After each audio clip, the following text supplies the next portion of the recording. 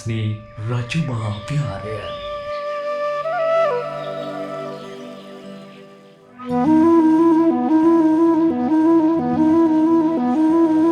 බස්නාහිර පළාත් බද කළුතර දිස්ත්‍රික්කයේ කළුතර ප්‍රාදේශීය ලේකම් කොට්ටාසයට අයත් උග්ගල්පට ග්‍රාමයේ සැදැහැති බෞද්ධ ජනතාවගේ හිතසුව පිණිස කායික සුවය පිණිස ධර්ම ප්‍රචාරයේ යෙදෙන මහා ඉතිහාසයක් දරා සිටින පුදබිමක්. කළුතර නාගසන්දියේ සිට කළුතර හොරණ ප්‍රධාන මාර්ගයේ කිලෝමීටර් 4ක් පමණ හොරණ දෙසට ගමන් කරන විට දකුණු පසට වන්නට අතුරු මාර්ගයකට පිවිසෙන ස්ථානයේ මල්ලස්න රජමහා විහාරය නමින් නාමපුවරුවක් හමුවනවා. එම මාර්ගය ප්‍රවිෂ්ඨ වන්නේ මල් අස්න රජමහා විහාරයටයි.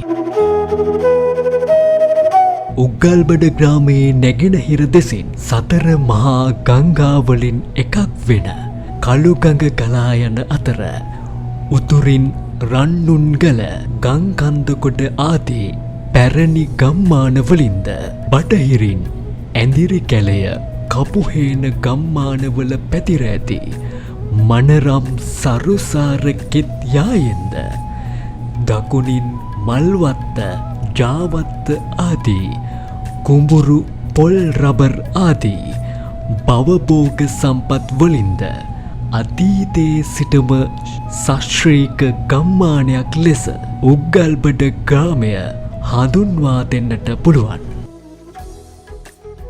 අද වන විට ජනාකීර්ණ ප්‍රදේශ බවට පත්ව ඇතත් පුරාණයේ වනගතව තිබී ඇති මේ ප්‍රදේශයේ උස් කළුගල් රාශියක් පිහිටා තිබූ බවත් ඒවායින් බොහොමයක් ඉංග්‍රීසි පාලන සමයේ මාර්ග තැනීම සඳහා කළුගල් කර්මාන්තයට බිලි වූ බවත් සඳහන්. ඉතිරිව ඇත්තේ අඬගහනගල නම් ගල් තලාව පමණි. එයද ඉතිරිව ඇත්තේ මල්ලස්නේ පුරාණ දේවාලයේ දේව ආභරණ එහි නිදන් කර ඇතැයි පවත්නා විශ්වාසය නිසායි.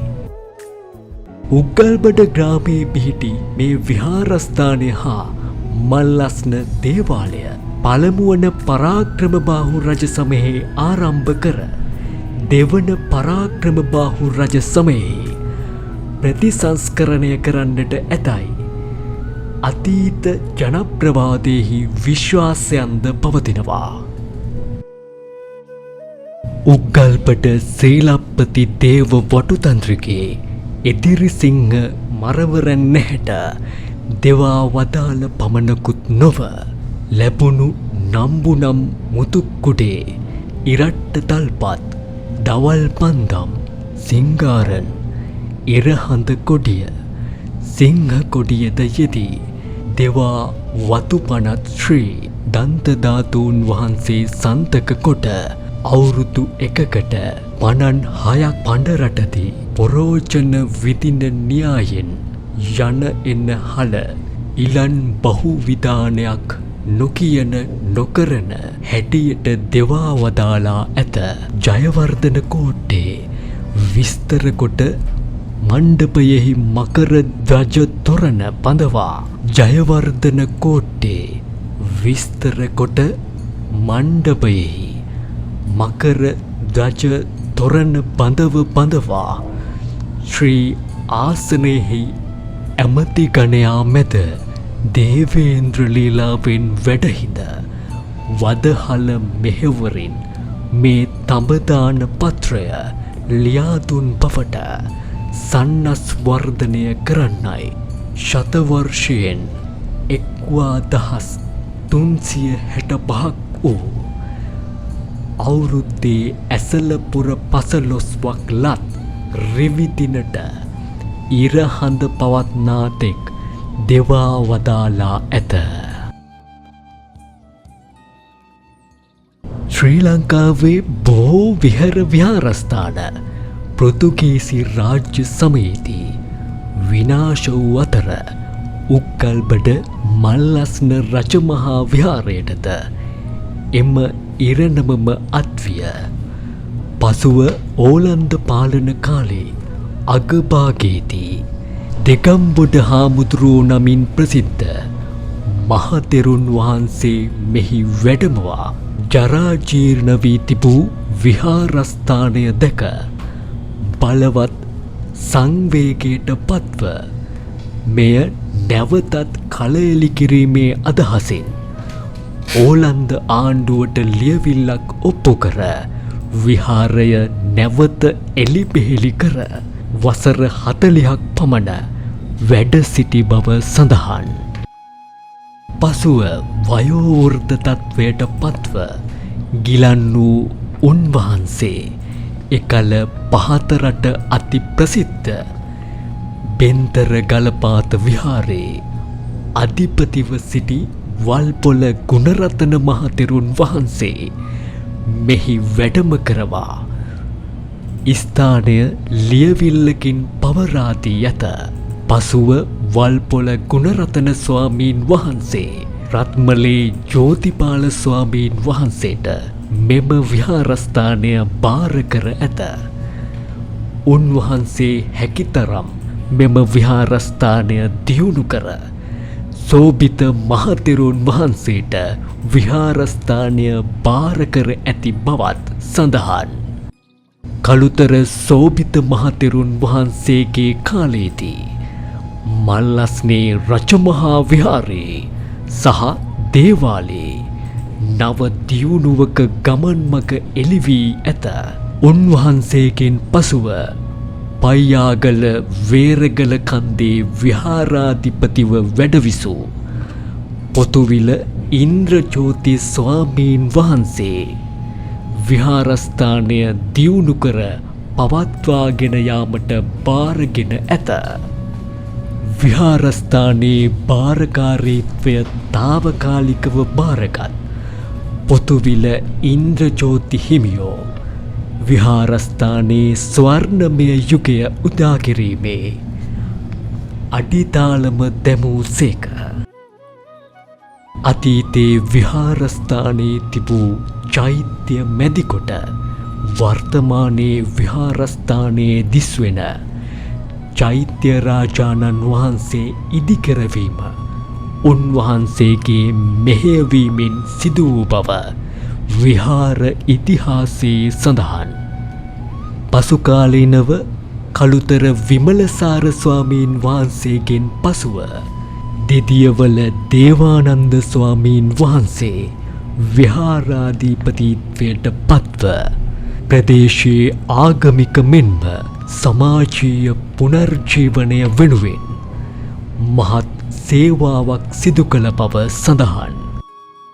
විවිධ ග්‍රාම සංවර්ධන සමිති බෞද්ධ සමිති මෙන්ම විහාරස්ථානයේ දහම් පාසල ආරම්භ කිරීමද උන්වහන්සේ විසින් සිදු කළ බව සඳහන් වනවා. උන්වහන්සේගෙන් පසුව කැන්නන්තුඩාවේ පඤ්ඤාසාර ස්වාමීන් වහන්සේ, දුවේගම ඉන්ද්‍රජෝති ස්වාමීන් වහන්සේ, පරගස්තොට රේවත ස්වාමීන් වහන්සේ වැනි ස්වාමීන් වහන්සේලාද විහාරාධිපතිත්වය හොබවා තිබෙනවා. මේ අතරින් පරගස්තොට රේවත ස්වාමීන් වහන්සේ තම ගුරුදේවයන් වහන්සේ වන කැන්නන්තුඩාවේ ලොකු හාමුදුරුවන් වහන්සේ ගිය මග යමින් විහාරේ හා දේවාලයේ දියුණුව වෙනුවෙන් පියවර කිහිපයක් ඉදිරියට තබා සියලුම විහාර අංග එකවර ප්‍රතිසංස්කරණය කරවා එවකට අග්‍රාමාත්‍ය වූ රනිල් වික්‍රමසිංහ මැතිතුමන්ගේ ප්‍රධානත්වයෙන් විවෘත කරනු ලැබූ බව විහාර ඉතිහාස සාධක තුල සඳහන්. මෙවන් මහා ඉතිහාසයක් දරා ගනිමින් සිංහල රජ සමයේ සිට උග්ගල්බඩ ප්‍රදේශයේ මෙන්ම සකල ශ්‍රී ලංකාවාසී ජනතාවට ධර්ම අවබෝධය ලබා දෙන මහා අනුහස් ඇති උග්ගල්බඩ මල්ලස්න රජමහා විහාරය අතීතයේ සිට භාරකාරීත්වය වරින් වර හෙබවූ ස්වාමීන් වහන්සේලාගේ මඟ පෙන්වීමෙන් ගොඩනැගී වර්තමානයේ පවතින විහාරස්ථානය දක්වා වැඩි දියුණු වී තිබෙනවා. වර්තමානය වන විට පුරාවිද්‍යා දෙපාර්තමේන්තුවේ අධීක්ෂණය යටතේ පවතින පුරාවිද්‍යා වටිනාකමක් හිමිවන මේ පුදබිමේ පැරණි ධර්මශාලාවක්, පැරණි පුස්තකාලය සහිත දෙමහල් ගොඩනැගිල්ලක්, විහාරාධිපති හිමියන්ගේ ආවාස කුටිය, පෞරාණික චෛත්‍ය මළුව සහිත චෛත්‍ය රාජානන් වහන්සේ, බෝධීන් වහන්සේ, ගණ්ඩාර කුළුණ, පෞරාණික විහාර මන්දිරය හා පැරණි දේවාලය හා ප්‍රදේශයේ දරුවන්ට දහම් අධ්‍යාපනය ලබා දෙන දහම් පාසල් ගොඩනැගිල්ලද සුරක්ෂිතව පවතිනවා. මෙම විහාරස්ථානයේ ශ්‍රී දේවානන්ද දහම් පාසල සුවිශේෂ වන්නේ එහි ළමුන් දහසකට ආසන්න සංඛ්‍යාවක් දහම් අධ්‍යාපනය ලබන නිසාවෙනි. මෙවන් මහා ඉතිහාසයක් දරා සිටින මහා අනුහස් ඇතේ මල්ලස්න රජමහා විහාරය වර්තමානයේ විහාරාධිපතිත්වය හොබවන දෙමටත් ආරගම ධර්ම විජය ජාත්‍යන්තර බෞද්ධ මධ්‍යස්ථානයේ උභය විහාරාධිපති, දකුණු කළුතර ශාසනාරක්ෂක බල මණ්ඩලයේ ප්‍රධාන ලේකකාධිකාරී, දකුණු කළුතර ධම්ම විජය පිරිවෙනෙහි නියෝජ්‍ය පරිවේනාධිපති, කෝට්ටේ ශ්‍රී කල්යාණී ධර්ම සංඝ සභාවේ කාරක සංඝ සභික, ශ්‍රී දේවානන්ද දහම් පාසලේ ප්‍රධාන ආචාර්ය ශාස්ත්‍රවේදී පූජ්‍ය මොරොන්තුඩුවේ සෝබිත ස්වාමීන් වහන්සේගේ මඟ පෙන්වීමෙන් දියුණු විහාරස්ථානයක් බවට පත්වෙමින් උග්ගල්බඩ ග්‍රාමයේ මෙන්ම සකල ශ්‍රී ලංකාවාසී බෞද්ධ ජනතාවගේ හිතසුව පිණිස, කායික සුවය පිණිස ධර්ම ප්‍රචාරයේ යෙදෙමින් තවත් බොහෝ කල් යෙහෙන් වැජඹෙනු ඇත.